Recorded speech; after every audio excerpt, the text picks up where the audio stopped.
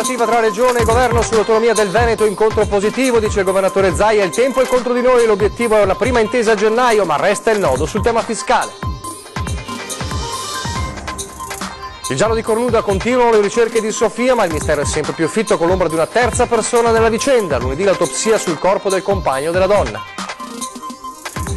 Il duro sfogo di Luciano Benetton, che torna alla guida del gruppo di famiglia dopo la gestione definita malavitosa da parte dei manager. I sindacati speriamo non sia troppo tardi. 93 milioni di bottiglie vendute nel mondo, 500 milioni di euro di fatturato, 5.700 persone occupate, il rapporto annuale del Conegliano Valdobbiadene, sfida verso la sostenibilità. Trasporto scolastico a Treviso, un nuovo centro scambiatore per i bus degli studenti del polo di Viale Europa. Partirà a gennaio alla Madonnina, obiettivo evitare la congestione del PUT. Ladro maldestro a Valdobbiadene, ruba un furgone ma perde il controllo del mezzo e si schianta contro l'ufficio postale, successo ieri sera. A pochi giorni da Santa Barbara il bilancio 2017 dei Vigili del Fuoco di Treviso, tanti eventi da ricordare, difficile da cancellare nella memoria l'intervento per la tragedia della valanga di Rigopiano. Telespettatori di Antena 3, buonasera, bentrovati, l'edizione trevigiana dei nostri telegiornali che parla dell'avvio della trattativa sulla autonomia del Veneto, al via il primo incontro quest'oggi pomeriggio a Roma, un incontro definito positivo dal governatore Luca Zaia che fissa un primo obiettivo per una pre-intesa già ai primi di gennaio. Il tempo lavora contro di noi su questa partita, quindi dobbiamo essere molto veloci e avere disponibilità da entrambe le parti, ma penso che insomma già avere l'obiettivo di una intesa quadro o una pre-intesa quadro, definiamola così, prima delle elezioni, vuol dire alla volta dei primi di gennaio, sarebbe già un bell'obiettivo. Lo starter ha sparato il colpo, pronti via. La corsa per l'autonomia del Veneto parte da Roma. Ore 14.30 Ministero degli Affari Regionali. Faccia a faccia il governatore Luca Zaia con il pool di giuristi e il sottosegretario Gian Claudio Bressa con i suoi consulenti. Meno di 2 ore, un vertice che fa dire a tutti i presenti, è un buon inizio, con l'obiettivo di un'intesa quadro entro gennaio, un primo tavolo organizzativo. Si sono definite alcune azioni da fare, tra le quali la prima. Noi forniremo un ordine ovviamente dettagliato delle 23 materie, dalla prima all'ultima, facendo in modo che diventi quel nuovo ordine che diamo alle 23 materie, diventi la base di lavoro. Saremo già presenti ai tavoli la prossima settimana. Ci saranno anche tavoli tematici per sveltire il cronoprogramma. Portare a casa tutto il menù, ribadisce Zaia, la missione da Venezia a Roma, anche in merito al nodo più difficile, il nodo cruciale, quello fiscale. Il Veneto che chiede i 9 decimi e li chiede in maniera prudenziale, come ho sempre detto, perché noi non conosciamo i numeri, quindi cercheremo di capire bene i numeri e dopodiché faremo quadrare il tutto. Anche perché Bressa resta fermo sulla posizione espressa da sempre. Sui 9 decimi delle tasse c'è già una sentenza della Corte Costituzionale che dice di no, spiega Lapidario a vertice finito, a meno che non si parli di regioni a statuto speciale. I 9 decimi, continua, non hanno legittimità costituzionale perché avrebbero un impatto sulla finanza pubblica molto alto e comunque, aggiunge, il nodo delle risorse va affrontato dopo la definizione delle competenze. Dunque la corsa è iniziata, ma non sarà una corsa senza ostacoli. Dibattito e tensioni ci stanno su una partita così. Voglio ricordarvi che noi qui non è che abbiamo un manuale dell'uso e manutenzione dell'applicazione del comma 3 del 116, ma siamo davanti invece a un problema grosso che è quello di un percorso che nessuno conosce, che è tutto da disegnare. Poi, come si dice, il tempo sarà galantuomo e saranno i risultati a darci ragione oppure no. La cronaca ora con il giallo di Cornuda e di Maser. Lunedì l'autopsia sul corpo di Pascal Albanese, l'ingegnere suicida. Intanto ancora senza esito le ricerche della compagna scomparsa ormai da 2 settimane, mentre i dubbi si moltiplicano. Ricerche ancora senza esito, malgrado l'utilizzo questa mattina anche dell'elicottero sui colli intorno a Forcella Mostaccina, Maser, battuti a tappeto in cerca di tracce di Sofia Melnik, la 43enne ucraina scomparsa dallo scorso 15 novembre. Alle 12 in procura a Treviso il pubblico ministero Giulio Caprarola ha affidato l'incarico per l'autopsia sul corpo del compagno della donna, l'ingegnere 50enne Daniel Pascal Albanese, trovato impiccato domenica scorsa in casa. Questa mattina c'è stato un conferimento di incarico per un accertamento tecnico irripetibile, meglio un'autopsia, che si terrà lunedì prossimo presso la sala autopsica di Montebelluna. È stato nominato il consulente del pubblico ministero, che è il dottor Alberto Furlanetto, al quale è stato sottoposto un quesito che appunto concerne le cause della morte, le modalità a 360 gradi. Ogni elemento può essere utile per ricostruire un caso sempre più intricato. Istigazione al suicidio, l'ipotesi di reato contro ignoti contenuta nel fascicolo d'indagine, che lascia aperta anche la possibilità del coinvolgimento di un terzo protagonista, un altro uomo. La madre di Albanese ha riferito che il figlio era inquieto per Sofia, che gli aveva rivelato di temere per la propria incolumità. Al momento non credo siano dichiarazioni da prendere in serissima considerazione, un po' sullo stato di prostrazione in cui si trova la famiglia. Ecco. Famiglia che dovrà aspettare la prossima settimana per fissare il funerale del figlio. Ieri abbiamo raccontato di una tragedia sfiorata, o meglio di un femminicidio sfiorato a Casier, una vicenda che riporta ancora una volta purtroppo in primo piano, se ce ne fosse bisogno, quella che è una vera e propria piaga. È ricoverata all'ospedale di Treviso, se la caverà, ma è ancora fortemente provata da quell'aggressione da parte dell'ex compagno che avrebbe potuto ucciderla. A meno di una settimana dalla giornata internazionale contro la violenza sulle donne, l'ennesimo gravissimo episodio si è verificato l'altra notte a Casier, quando Fortunato Toscano, 53 anni, di origini calabresi, ha atteso sotto casa l'ex fidanzata, 40 anni, del posto, e l'ha aggredita colpendola alla gola con un coltello. Poco più tardi l'uomo è stato arrestato dai carabinieri. Una relazione terminata lo scorso agosto, ma della quale il 53enne non riusciva ad accettare la fine, e così aveva cominciato a tormentarla con messaggi, telefonate. Era ossessionato da me, ha raccontato la donna, che 3 giorni fa aveva denunciato ai carabinieri di avere trovato le gomme della macchina tagliate, senza però fare nomi.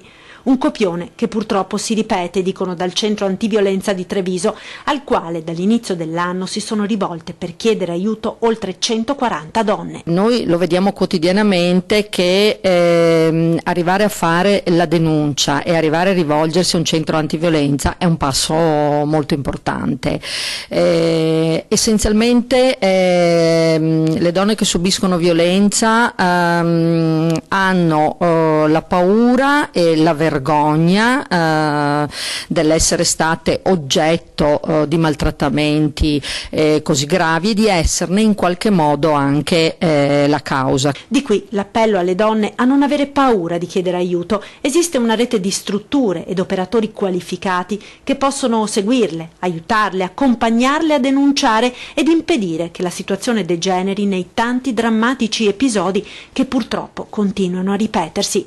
Il numero del telefono rosa di Treviso è lo 0422 58 30 22, oppure si può chiamare il 1522, numero nazionale dedicato ai servizi antiviolenza, che indicherà il centro più vicino alla residenza della donna. Allora l'economia, perché sono parole che continuano in queste ore a far discutere, le parole del duro sfogo di Luciano Benetton, che torna alla guida del gruppo di famiglia dopo la gestione definita malavitosa dell'azienda da parte dei manager. Un annuncio positivo secondo i sindacati, che però dicono speriamo non sia troppo tardi. Gestione malavitosa da parte dei manager che si sono susseguiti negli ultimi 10 anni alla guida della United Colors of Benetton. Non è indolore il ritorno in prima linea di Luciano Benetton al timone del gruppo di famiglia. Avevo lasciato l'azienda con 155 milioni di euro di attivo e la riprendo con 81 di passivo, attacca. Un dolore intollerabile, dice, mentre gli altri ci imitavano, i nostri colori si spegnevano, con una gestione malavitosa non in senso criminale ma per errori che giudico incomprensibili, come smettere di fare i maglioni e chiudere le tintorie. Benetton torna e al suo fianco richiama anche il discusso fotografo Olivero Toscani, che con il Veneto non ha avuto ultimamente rapporti idilliaci. I sindacati dalla CISL alla CGIL giudicano l'annuncio positivo, ma sono ugualmente duri. 8 anni in giro per il mondo in barca sono stati troppi, doveva forse rientrare prima. Ci auguriamo che non sia troppo tardi. E sappiamo anche che forse questa è l'ultima cartuccia che può sparare Benetton. Lui imbarca a vela mentre altri sul Titanic che affonda suonano l'orchestrina, dice Furlan. Per Luciano ora la parola d'ordine è alleggerire l'azienda. Questo sotto un certo punto di vista ci preoccupa, perché in determinati contesti significa tagliare le teste. Allora, se nella sua azienda significa tagliare le teste dei manager, a noi sta anche bene. Se invece alleggerire significa che questo comporterà una ricaduta sui lavoratori che hanno livelli medio-bassi, ecco, questo evidentemente ci preoccupa e non poco. Manager che Benetton ha accusato di gestione malavitosa. È chiaro, ed era chiaro sicuramente ai lavoratori, che la catena decisionale all'interno dell'azienda Benetton era molto lunga e anche se poi alla fine nessuno prendeva decisioni e si assumeva responsabilità, e questo ha portato gravi danni al rilancio stesso dell'azienda. Intanto com'è il quadro del lavoro e delle imprese nella Marca? Lo dice il rapporto dei sindacati annuale, vediamo.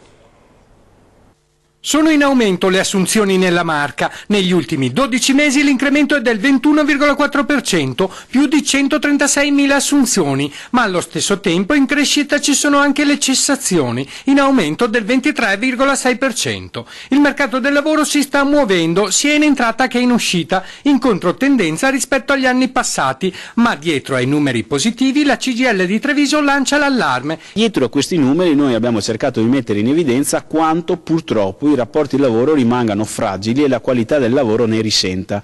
Su 100 assunzioni solo 11 sono a tempo indeterminato, anche nei tempi determinati su 100 30 sono a part-time. Inoltre i contratti a tempo determinato sono sempre più brevi. Quindi questo è il mondo del lavoro oggi a Treviso, con tutto quello che comporta delle condizioni dei lavoratori, ma anche poi delle professionalità necessarie per affrontare la quarta rivoluzione industriale.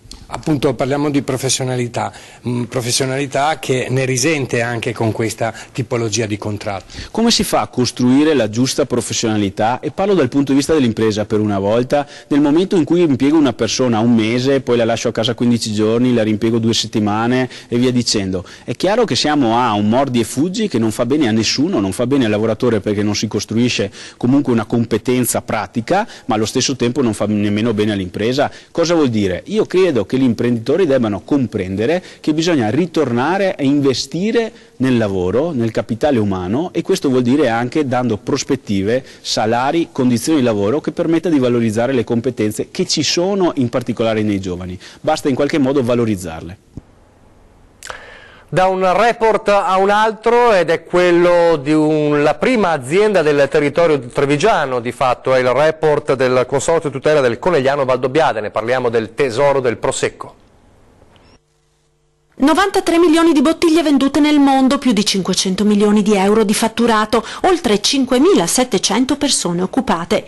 Il Conegliano Valdobbiadene Prosecco Superiore di OCG, mettendo insieme tutti i produttori, rappresenta la prima azienda di un territorio che punta sempre più a crescere sulla strada della sostenibilità. Ci deve essere una sostenibilità economica, ci deve essere una sostenibilità sociale, i 5.500 persone che lavorano attorno alle aziende del Conegliano Valdobbiadene Prosecco Superiore testimoniano questa sostenibilità sociale, e chiaramente ci deve essere una sostenibilità ambientale proprio per continuare a dare valore a questo territorio, a questo bellissimo territorio che è candidato a diventare patrimonio culturale UNESCO. Produzione in crescita e ormai prossima al massimo, il Consorzio mira ora ad incrementare il valore di un prodotto che vuole raccontare sempre più la specificità di un territorio, che fa sì che il Conegliano Valdobbiadene Prosecco Superiore diventi un'eccellenza italiana nel mondo,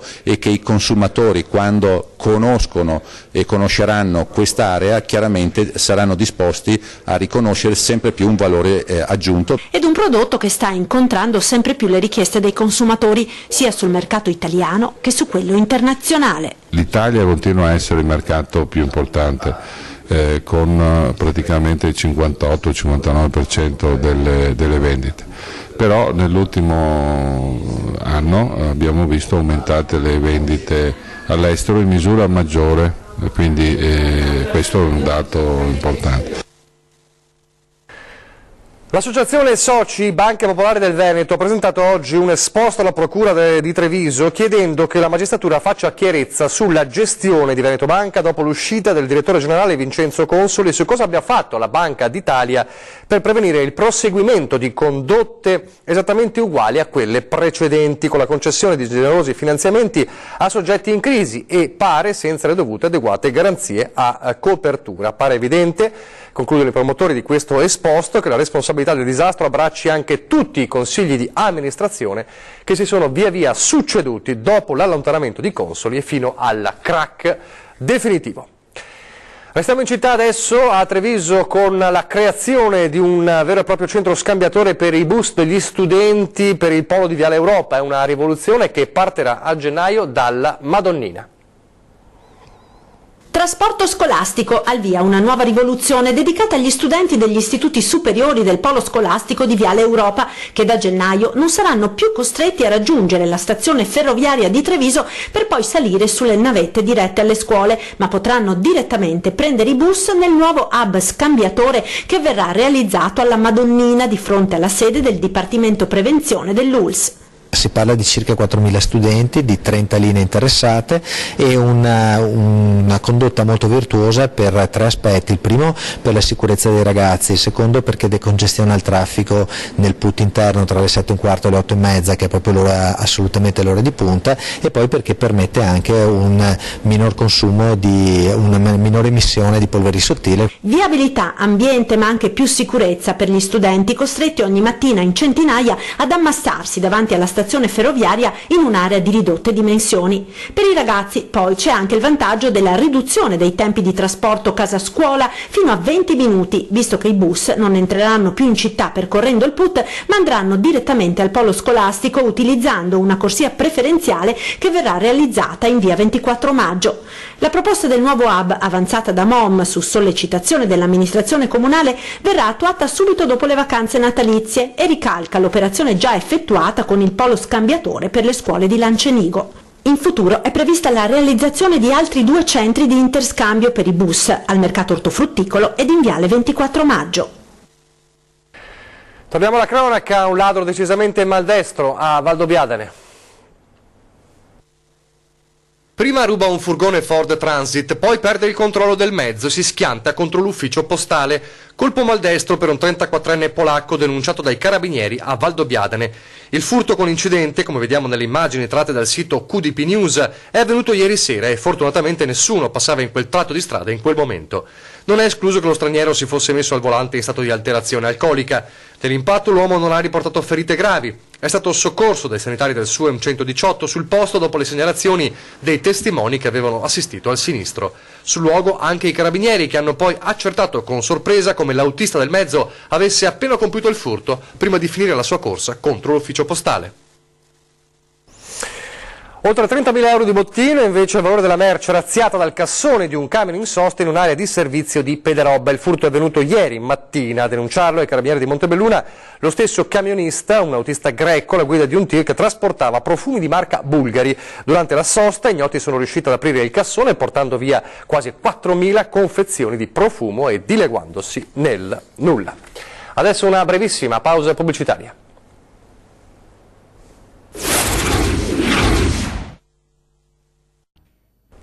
Rieccoci in studio, telegiornale di Treviso, tempo di bilanci anche per i vigili del fuoco di Treviso, tanti gli interventi in questo 2017.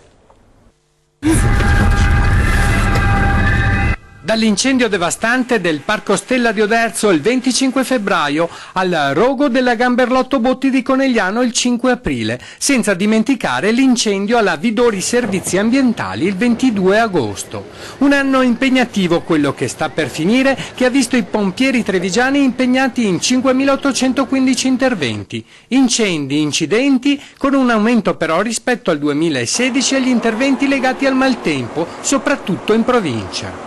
Abbiamo invece registrato un aumento degli interventi legati al maltempo, sì, nubifragi, bombe d'acqua, eventi meteorici avversi, trombe d'aria. Ecco, questo è un dato che risulta particolarmente evidente. Un po' tutta la provincia è stata interessata da questi eventi. Diciamo che a Vittorio Veneto abbiamo avuto quest'estate un evento particolarmente avverso. In media 16 interventi al giorno, più 10% rispetto all'anno scorso. Ma tra i tanti interventi, quello che è rimasto ancora nel cuore agli uomini del comando provinciale è il soccorso prestato all'hotel Rigopiano. Quest'anno il team USAR di ricerca e soccorso dei Vigili del Fuoco del Veneto è intervenuto anche a Rigopiano, oltre ad Amatrice l'anno scorso, e di questo team USAR fanno parte 11 Vigili del Fuoco di Treviso che quest'anno, il giorno di Santa Barbara, verranno premiati con un elogio del Capo del Corpo per il loro intervento. In attesa della celebrazione di Santa Barbara, lunedì prossimo presso la chiesa di Santa Maria Maggiore, domani pomeriggio nella caserma di Treviso verrà allestita Pompieropoli, una festa pensata per i più piccini, un modo per visitare la caserma e per riuscire a passare un giorno come un vero pompiere. Allora parliamo di energia e di imprese con Ascotrade che chiama a raccolta le imprese del Trevigiano per fare rete. L'idea è che dietro un'azienda c'è del cuore, ci sono donne, ci sono uomini e dunque non c'è solo il rapporto freddo delle fatture, del costo del gas, del costo dell'energia elettrica. Lo scambio diretto, il guardarsi in faccia, concetti che sembrano superati in tempi di e-commerce e su cui invece Ascotrade, l'azienda di fornitura di gas ed elettricità, diretta emanazione di Ascopiave, punta e come. Lo dimostrano i numeri della serata organizzata per la prima volta a San Pietro di Feleto, a cui sono arrivate aziende anche dalla Lombardia e dalle Marche. Sono oltre 200 imprenditori presenti, è la prima volta che Ascotrade fa questo tipo di iniziativa. Per noi l'obiettivo è, oltre a quello di dare l'opportunità ai nostri clienti di conoscersi e di creare situazioni tra di loro di business, è anche quello di presentarci. Creare rete tra le imprese, anche questo produce nuove opportunità. 30.000 le partite IVA che Ascotrade tratta. Sono sempre riusciti a venire incontro alle nostre esigenze e quindi il rapporto si è consolidato negli anni. La cosa più importante è che tutto quello che produce di fatto viene ridistribuito sul territorio e questo si trasforma in opere, servizi e infrastrutture per il territorio. Tanto freddo, ma ancora non è il tempo della neve in pianura, ce lo dice l'esperto meteo. Chi si aspettava una prima imbiancata in pianura dovrà attendere. I patiti dei fiocchi bianchi possono sfogarsi solo in montagna per ora, perché nei prossimi giorni l'inverno meteorologico appena iniziato porterà sì freddo, ma senza precipitazioni. La pressione è in aumento, quindi prevediamo condizioni di bel tempo, ma i venti freddi di nord-est che soffieranno sulla nostra regione e sulla città faranno calare le temperature soprattutto di notte. Questo per il weekend, ma lo stesso scenario si riproporrà in seguito. I primi giorni della settimana vedranno sempre questa presenza dell'alta pressione, quindi con temperature notturne gelide, quindi con estese gelate, però il tempo si manterrà bello e ampiamente soleggiato. Neve solo su arco alpino e prealpino, seppure a quote basse, ma qualcosa potrebbe cambiare a breve. Per il ponte dell'Immacolata, dai dati attuali possiamo notare un nuovo affondo di una saccatura subpolare verso il cuore dell'Europa. Questa favorirà la nuova formazione di un centro depressionario che si spingerà sul Mediterraneo, portando un nuovo peggioramento su molte regioni italiane e molto probabilmente anche sul Veneto. Siamo in chiusura, vi ricordo 20:10, fra pochissimo dopo il telegiornale, con ospite in studio il professor Antonio Calò, il professore che ricorderete ha ospitato per oltre un anno un gruppo di richiedenti asilo nella sua famiglia, nella sua casa, una vicenda che è diventata anche un documentario, quindi il tema è quello dei migranti. È davvero tutto, grazie per averci seguito, vi lascio alle previsioni del tempo, arrivederci.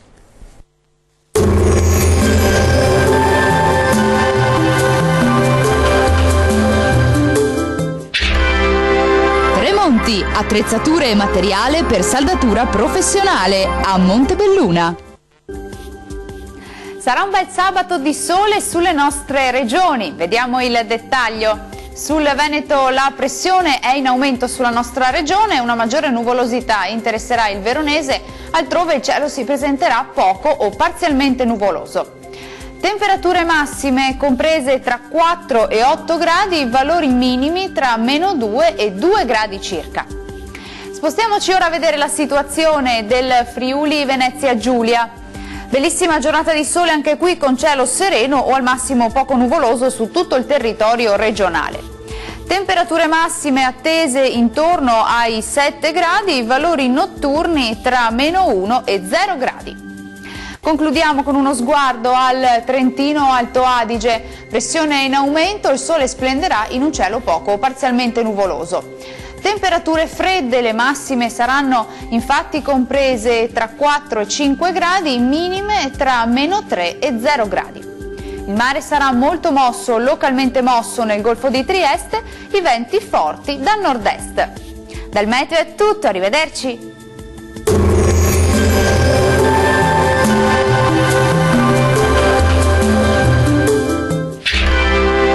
Tremonti, attrezzature e materiale per saldatura professionale a Montebelluna.